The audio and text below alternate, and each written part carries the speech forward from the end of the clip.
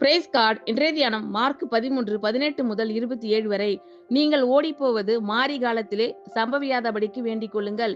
ஏனெனில் தேவன் உலகத்தை சிருஷ்டித்தது முதல் இதுவரைக்கும் சம்பவித்திராததும் இனிமேலும் சம்பவியாததுமான உபத்திரவம் அந்நாட்களில் உண்டாயிருக்கும்.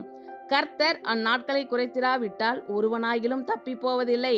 தாம் தெரிந்து கொண்டவர்களின் நிமித்தமோ அவர் அந்த நாட்களை குறைத்திருக்கிறார்.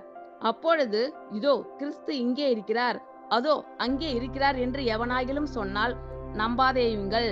ஏனெனில் கள்ள கிறிஸ்துக்களும் கள்ள தீர்க்கதரிசிகளும் எழும்பி கூடுமானால் தெரிந்து கொள்ளப்பட்டவர்களையும் வஞ்சிக்கத்தக்கதாக அடையாளங்களையும் அற்புதங்களையும் செய்வார்கள். நீங்களோ எச்சரிக்கையாயிருங்கள்.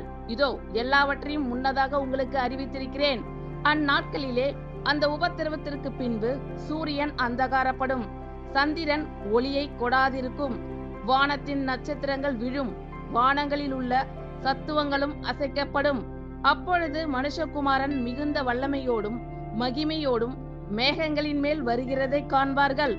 அப்பொழுது அவர் தம்முடைய தூதரை அனுப்பி தாம் தெரிந்து கொண்டவர்களை பூமியின் கடைமுனை முதற்கொண்டு வானத்தின் கடைமுனை மட்டுமுள்ள 4 திசைகளிலும் இருந்து கூட்டி சேர்ப்பார்.